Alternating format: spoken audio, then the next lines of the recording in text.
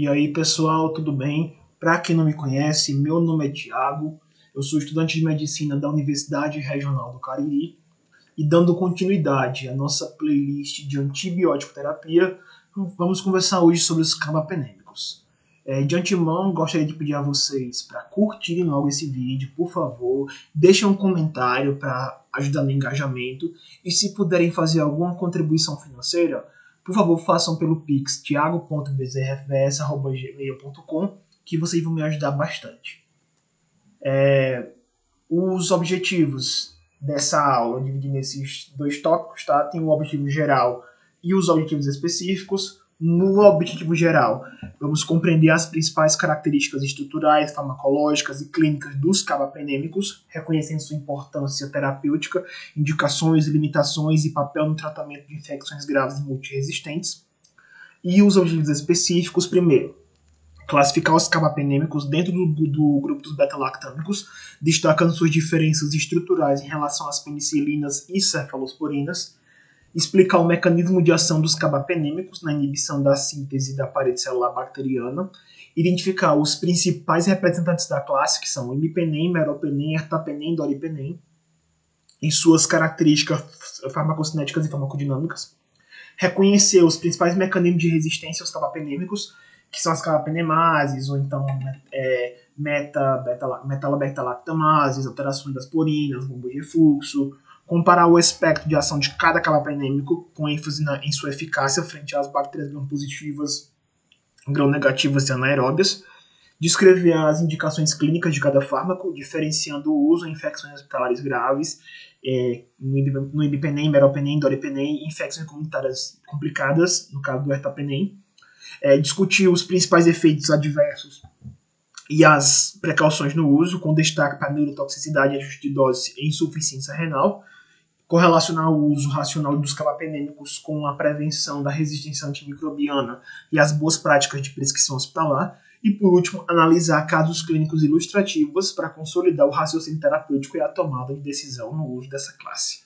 Vocês vendo aqui, né, já pensam, é muita coisa, mas tipo, se você já assistiu a introdução à antibiótico terapia, as penicilinas e a cefalosporina, vai ficar muito mais tranquilo, porque é da mesma classe lá dos beta-lactâmicos.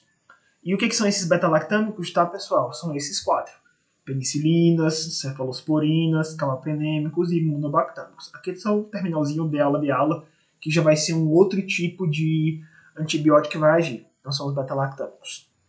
Os beta-lactâmicos, eles têm como estrutura principal, que tem ação antimicrobiana, esse anel beta-lactâmico, que a gente chama de grupo farmacofórico, que é o grupo que vai agir na bactéria.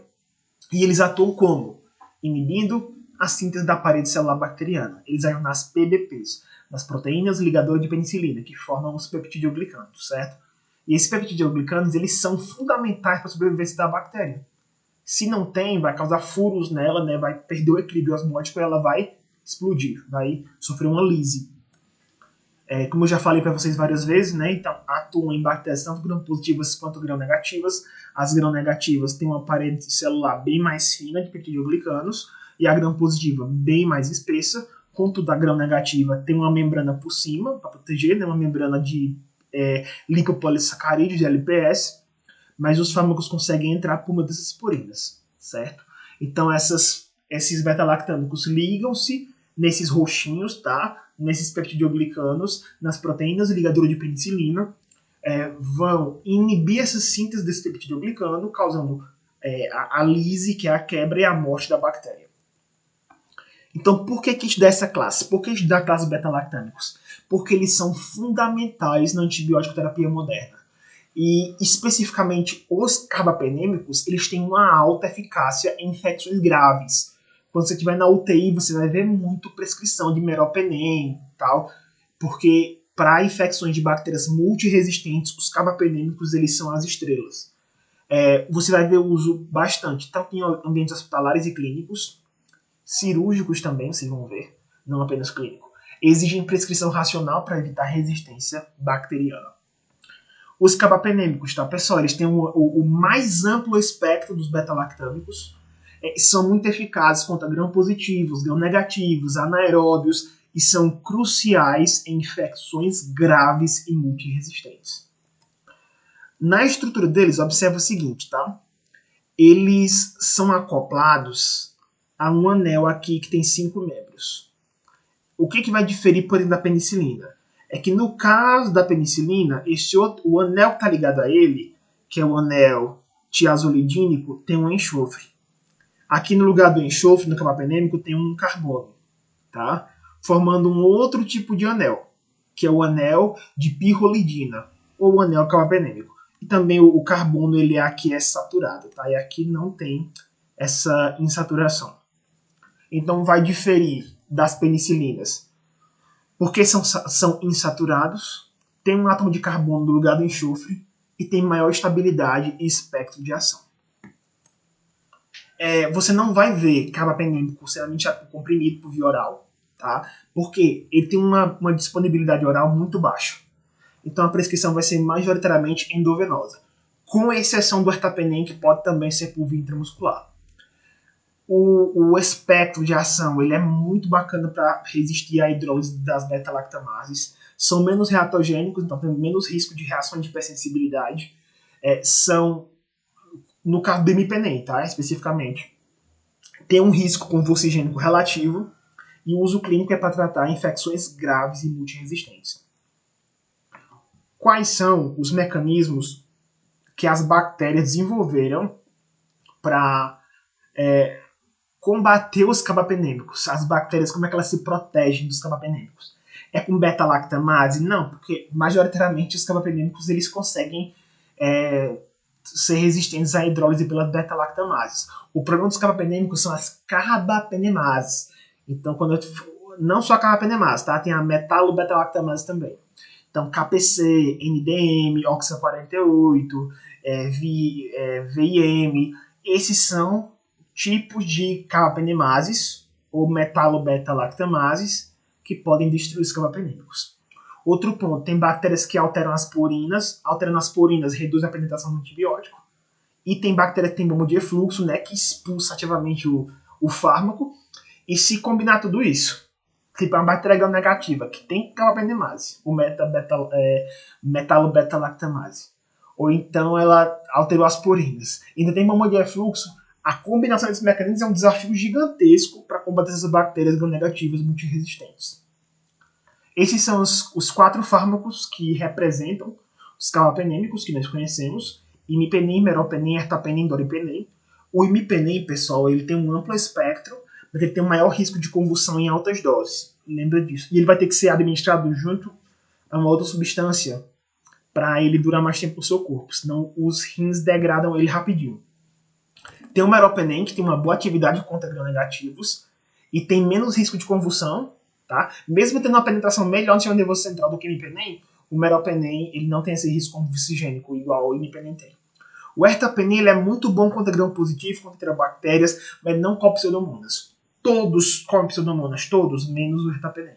Tá, isso cai muito nas questões de residência.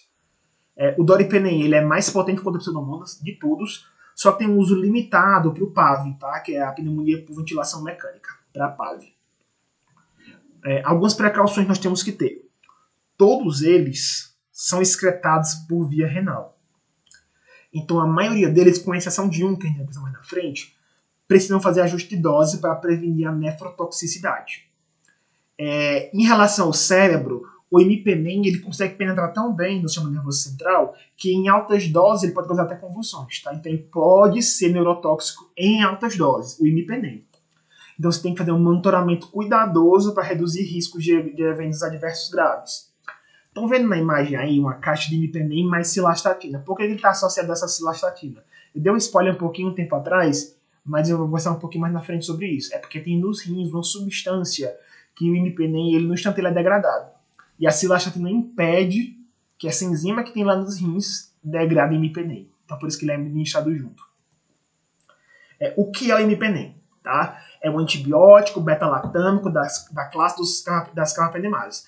Assim como o meropenem assim como o doripenem e como o ertapenem. Tá? São beta-lactâmicos da classe dos carbapenêmicos. É amplamente ativo e resistente à maioria das beta-lactamases. O mecanismo de ação dele é que todo beta-lactâmico tem. ligação às PDPs, as proteínas ligadoras de penicilina, tá? E inibe a síntese bacteriana, causando a quebra da bactéria, a lise bacteriana. O espectro de ação deles pega gram-positivo e gram-negativa, mas o gram-positivo principalmente, ele é um destaque gigantesco para bactérias gram-positivas. Pegando aqui, ó, streptococo, inclusive o streptococo pneumoniae resistente à penicilina, pega estafilococos, só que eu vou dar um detalhe. Pega só o estafilococo sensível à meticilina. Não pega o estafilococo resistente à meticilina. Aliás, nenhum carbapenémico pega bem os estafilococos aureus resistentes à meticilina, que é o MRSA, tá? Mas pega bem Listeria monocytogenes, pega enterococo, com exceção do enterococo faecio resistente. Pega gram-negativos. Em relação às enterobactérias, tem uma excelente eficácia, inclusive contra cepas resistentes às cefalosporinas. Então, se você já estudou cefalosporinas, você tem lá cefalotina, cefalexina, cefaclor, ceftriaxone, ceftaroline, ceftobiprole. Se por acaso tiver uma enterobactéria que é resistente às cefalosporinas, o imipenem dá de conta. Beleza? Patógenos não fermentadores, o imipenem pega também, Pseudomonas aeruginosa, Acinetobacter e tal. Qual é o problema? É porque cada vez mais as bactérias estão criando carbapenemases e oxacilinases. Isso aí, o imipenem não dá muito bem de conta. É administrado por via parenteral, tá? Não é por via oral. Nenhum carbapenem é por via oral. Lembra disso, tá bom? É degradado nos rins pela dehidropeptidase 1. É o que eu tinha falado para vocês, que lá nos rins tem uma enzima que degrada o imipenem. É o DH1, que é a dehidropeptidase 1. Ela está lá nos túbulos renais e se você administrar só imipenem, ela acaba com o imipenem rapidinho. Então você co-administra com a cilastatina. Porque assim você vai ter uma inibição dessa dehidropeptidase 1, que é o DH1. Então se a cilastatina inibe o DH1, vai prolongar a meia-vida do imipenem. E você vai reduzir a toxicidade nos rins, a nefrotoxicidade. Como a excreção é renal, ou seja, a eliminação desse fármaco é por via renal, então é necessário em pacientes com insuficiência renal se fazer um ajuste de dose. Quais são os eventos adversos? O principal, convulsão, tá? Principalmente quando ele é em altas doses ou quando o paciente tem insuficiência renal. Por que com insuficiência renal? O que tem a ver rim com o cérebro? É porque não são os rins que eliminam? Se o rim estiver insuficiente, ele não vai conseguir eliminar. Se não conseguir eliminar, fica mais tempo na corrente sanguínea. Mais tempo na corrente sanguínea chega ao cérebro mais rápido, beleza? Então acumula mais no cérebro. Então tem um risco grande de convulsão. Eventos menos graves, náuseas, vômitos, diarreia e também reações de hipersensibilidade, alergias. Para que eu vou indicar o imipenem? Para que eu vou prescrever ele? Infecções graves hospitalares causadas por patógenos multiresistentes. Principalmente nessas condições. Infecções de trato urinário, infecções respiratórias inferiores, não superiores, não são invasivas, infecções intraabdominais e ginecológicas, infecções de pele, tecidos moles, ossos, né, que é a osteomielite, também problemas nas articulações. E frequentemente ele é de primeira linha contra o Citrobacter freundii, tá? E também contra Enterobacter, tanto o Citrobacter quanto o Enterobacter resistentes. Agora o meropenem. O meropenem, ele é o mais famoso, tá? Porque ele é muito utilizado, tem disponível, não é igual o doripenem, que é magnífico, mas é muito, muito caro, então não tem essa caristia toda. Ele tem um amplo espectro, ele pega muito bem bactérias gram-negativas. Uma dificuldade dele em relação ao imipenem, que é aquele primeiro que a gente falou, é que o imipenem pega gram-positivo muito melhor que o meropenem. Tá? E o meropenem pega gram-negativo muito melhor. Isso não quer dizer que o meropenem não pega gram-positivo. Pega, mas não tão bem quanto o imipenem. Mecanismo de ação, inibição da parede celular, tá? Igual aos outros beta-lactâmicos. E qual é a outra diferença, tá? Detalhe, já falei para vocês que tem menos ação contra gram-positivos. Gram-positivo, quem é melhor é o imipenem. Só que ele tem, o meropenem, ele é mais eficaz contra pseudomonas. Tem pseudomonas, algumas, tá? Não todas, que são resistentes ao imipenem. Aí eu posso prescrever o meropenem. E o meropenem eu não preciso associar a cilastatina, tá? Os rins também não fazem a degradação dele. E ele é uma escolha muito relevante das infecções hospitalares graves por Pseudomonas aeruginosa. Ele é por via parenteral. Nenhum, esse eu vou repetir 500 milhões de vezes, não tem carbapenem por via oral. Tá? E de todos, ele tem uma excelente penetração no sistema nervoso central. Geralmente, para que um fármaco vá para o sistema nervoso central, a meningite tem que estar inflamada. Aqui no meropenem não precisa a meningite estar inflamada. Ele consegue atravessar rapidinho. Por isso que ele é ótimo para a meningite bacteriana. A meia-vida plasmática dele é um pouquinho maior do que o imipenem, por isso tem essa maior flexibilidade na dose. Não é degradado pelaquela DH1, tá? Pela D-hidroquinase 1, o que não necessita associar cilastatina. Tem menos risco de convulsões em relação ao imipenem, isso é bem vantajoso em pacientes que são neurológicos. O perfil de segurança é bem sólido, né, para infecções graves em ambientes hospitalares complexos. E detalhe, o meropenem ele não é nefrotóxico. Olha que bacana.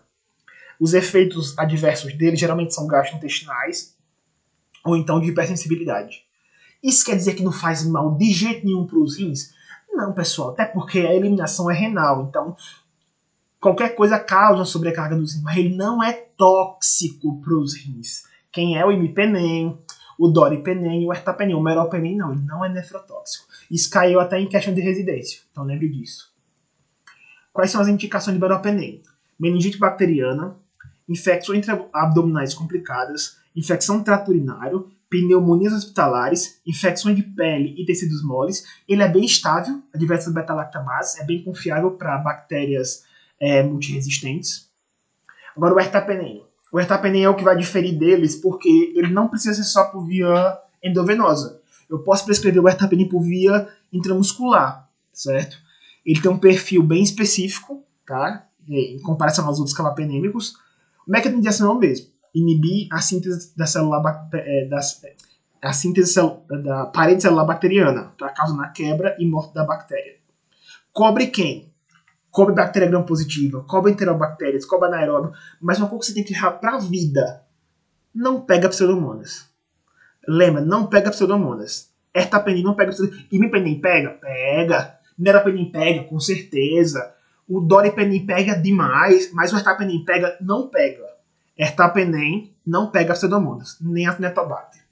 Ele é indicado em infecções comunitárias ou infecções cirúrgicas.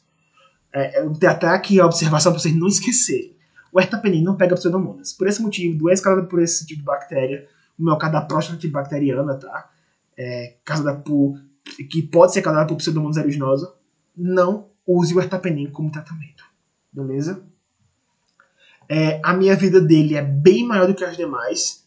Então, o imipenem, o meropenem e o doripenem, que a gente vai pensar mais na frente, eles têm pouco tempo na corrente sanguínea. E o ertapenem dura muito tempo.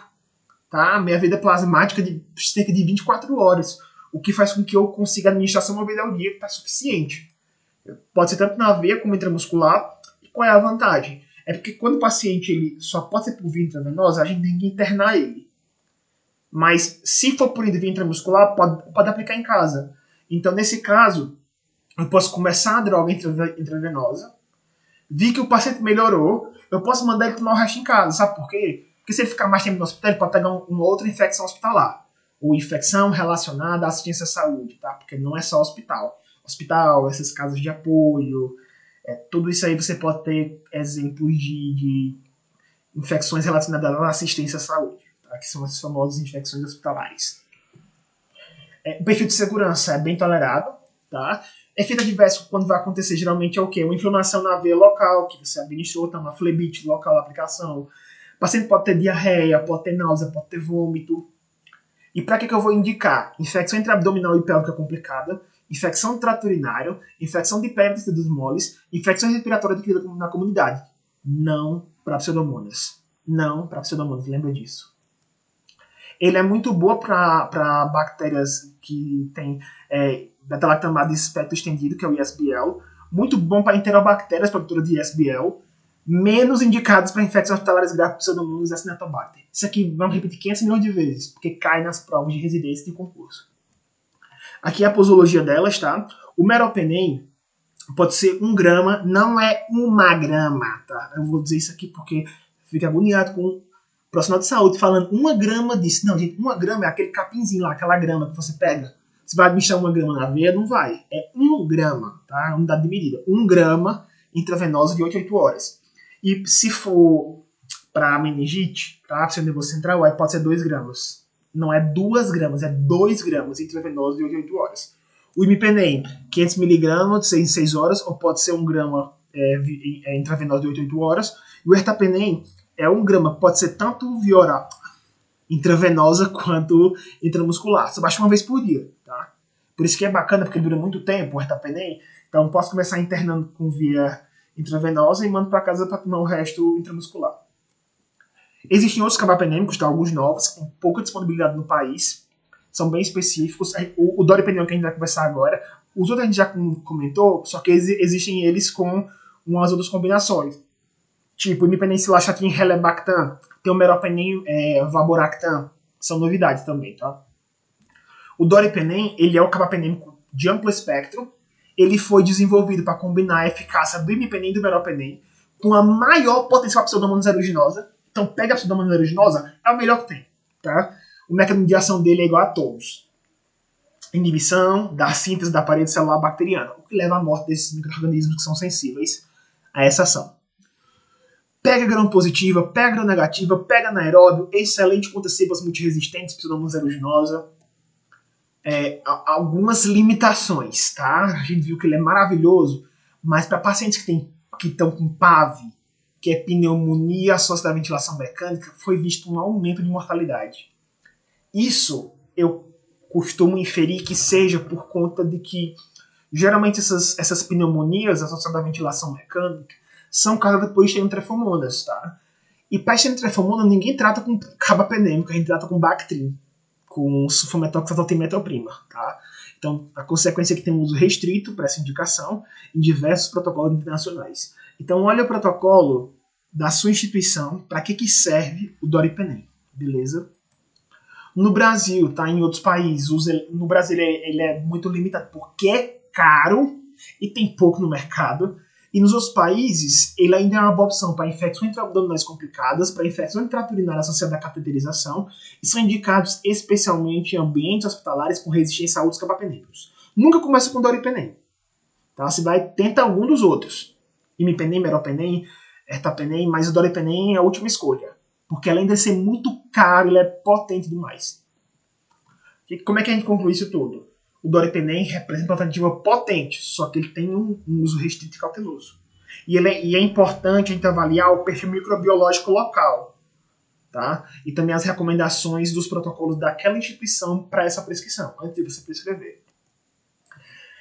A posologia desses medicamentos, o imipenem, que a gente já viu, né? Eu posso administrar 500 miligramas endovenoso de 6 horas, ou então 1 grama, né, que é 1000 miligramas de 8 em 8 horas.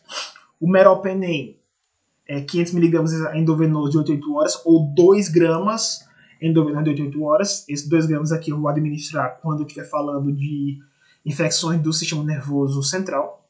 O ertapenem, 1 grama uma vez ao dia. Pode ser intramuscular ou endovenoso. Aqui está só endovenoso, né? Pode ser intramuscular também, viu? E o doripenem, 500 miligramas endovenoso de 8 em 8 horas, ou 1 grama endovenoso de 8 em 8 horas, conforme prescrição médica.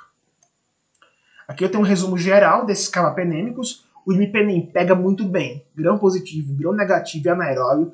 Pega pseudomonas aeruginosa? Pega, moderadamente, mas pega. É bom para infecção hospitalar grave. Qual é o risco? Convulsão em altas doses. E eu não posso administrar sem cilastatina, tá? Eu tenho que administrar com cilastatina para que ele possa não ser degradado pela dehidropeptidase 1 lá dos rins. O meropenem pega muito bem grão negativo, pega muito bem pseudomonas, entra maravilhosamente bem no sistema nervoso central, mas você viu que ele não pega bem grão positivo, que pega o grão positivo bem é o imipenem. O meropenem pega pseudomonas aeruginosa? Sim, tem uma boa indicação. E ele é ótimo para meningite bacteriana, porque você vê que deles aqui é o melhor no sistema nervoso central, para infecções graves, tem menos índice de convulsão, não precisa associar a cilastatina, porque nos rins não vai degradar o meropenem. O ertapenem é muito bom para grão positivo, enterobactérias e anaeróbios. Pega pseudomonas? Não pega pseudomonas. Ertapenem não pega pseudomonas. Ertapenem não pega pseudomonas. Eu falei 500 milhões de vezes, não esqueçam. O uso preferencial, infecções comunitárias complicadas. Não cobre pseudomonas nem acinetobacter. E a vantagem dele é que só basta administrar uma vez ao dia. Pode ser intramuscular ou endovenosa. Não existe imipenem, meropenem, doripenem para intramuscular. Só ertapenem. Nesse ponto aí ele é sensacional. Dura muito tempo no corpo, isso só basta administrar uma vez. E pode ser intramuscular ou endovenosa. O doripenem ele é semelhante ao imipenem, só que ele é mais ativo ainda a pseudomonas. Então pega a pseudomonas, sim, de forma excelente. E é muito bom para infecções complicadas, não pulmonares. Não use para PAV, pneumonia associada à ventilação mecânica, tá? Ele tem um uso limitado. Olhe o protocolo da sua instituição para a questão do doripenem, porque ele é caro, é pouco disponível, e se ele é administrado da forma errada, pode matar. Se for para PAV, pneumonia associada à ventilação mecânica, faça lá a cultura. Se for por teletrefomonas, não precisa doripenem. Precisa o quê? Bactrim, sulfametoxazol trimetopril. Aqui é o mapa mental geral dos carbapenêmicos. O imipenem é intravenoso, cobre enterococos, estafilococos, sensível à meticilina, listeria, enterobactérias. É tóxico ao sistema nervoso central em altas doses. Tem que ser associado à cilastatina. Por quê? Porque senão ele é degradado pela beta-hidroperoxidase dos túbulos renais.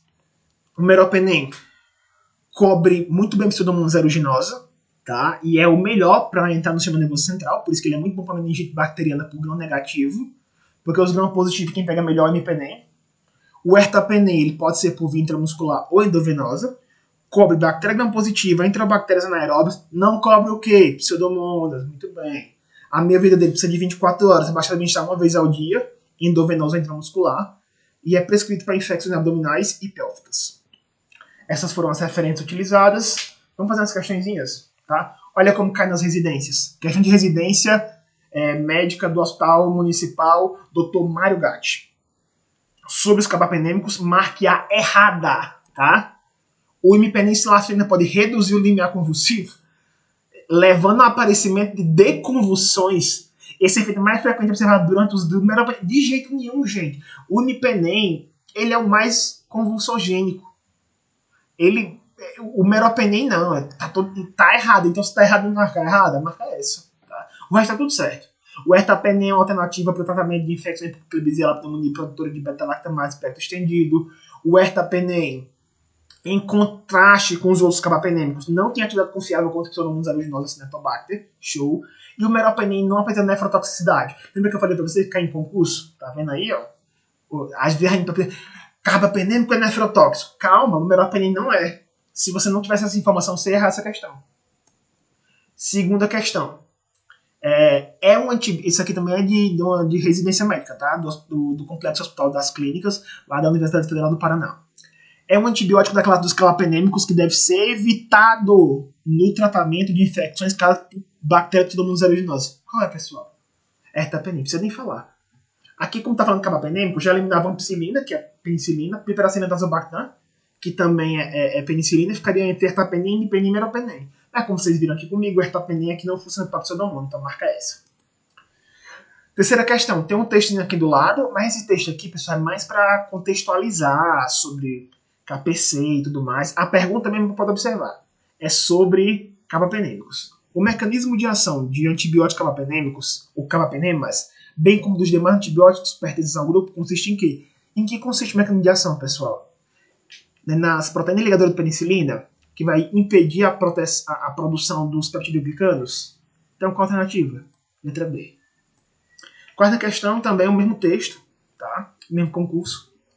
O termo carbapenema, o termo carbapenemase, refere-se ao fato de a bactéria possuir enzimas capazes de hidrolisar, ou seja, de quebrar os antibióticos carbapenêmicos ou carbapenemas. Esses antibióticos pertencem ao mesmo grupo dos antibióticos apresentados em uma das alternativas abaixo. Qual é? Os carbapenêmicos, pessoal, junto com quais antibióticos formam os beta-lactâmicos? Mesma classe. Penicilinas, cefalosporinas, carbapenêmicos e monobactâmicos. Vamos ver alternativas. Letra A, monobactâmicos? Sim. Sulfas? Não. Letra B, sulfas? Não. Então já penicilina sim. Letra C, penicilina e cefalosporina? Com certeza. Então é essa. Aqui a letra D, polimixina? Não. Penicilina tudo bem. Letra E, cefalosporina? Sim. Polimixina não. Quinta questão. Imipenem, meropenem e ertapenem são antibióticos beta-lactâmicos carbapenêmicos? Com certeza. Sexta, o imipenem é usualmente administrado por via oral? De jeito nenhum, pessoal. Sem carbapenem por via oral, é parenteral. O imipenem é usualmente associado à cilastatina? Com certeza, né? Até porque senão a beta-hidroperoxidase lá dos rins vai degradar ele. Qual é a vantagem do ertapenem, pessoal, em relação aos outros carbapenêmicos? Já que ele não pega pseudomonas. é porque ele dura mais tempo no seu corpo e pode ser deixado por via intravenosa, via intramuscular. Qual a alternativa? Letra C. Possui um tempo de meia-vida mais longo, possibilitando tratamento de infecções a longo prazo. Nona questão. Também é uma questão do concurso, né? As afirmativas abaixo referem-se aos antimicrobianos chamados carbapenems. Leia-as atentamente. Letra A. Imipenem, meropenem e ertapenem são carbapenems disponíveis altamente na prática clínica no Brasil. Até aqui tudo bem. Apresentam amplo espectro de ação para uso em infecções sistêmicas, com certeza. Porém, não são estáveis, a maioria das beta-lactamases, não, pessoas são estáveis sim. Não são estáveis é as carbapenemases. Então aqui a 1 está errada já. 2. Em relação à atividade antimicrobiana, o meropenem é um pouco mais ativo contra gram-positivas. Já está errada. Quem é ativo mais contra gram-positivos é o imipenem. Aqui trocou. E o imipenem é contra gram... Não. O imipenem é mais para gram-positivos e o meropenem para gram-negativos. Certo? Então a 1 e a 2 estão erradas. Vamos ver a 3. Devido a discretas diferenças com relação ao mecanismo de resistência, podem ser encontradas amostras sensíveis a um carbapenem e um resistente a outro. Pode acontecer. Desculpa. Esse fenômeno é relativamente raro e relacionado ao mecanismo de resistência que envolve porinas, mas tem sido descrito principalmente em sebo de Pseudomonas aeruginosa. Claro, né? Até quando a gente observa o ertapenem, é o único que não é eficaz contra ela. Então, qual é a que tem? Que a 1 e a 2 estão erradas e a 3 está certa. Letra B. Última questãozinha que cai no ENARE. Quem passou no ensino médio, está na faculdade, me livrei do Enem.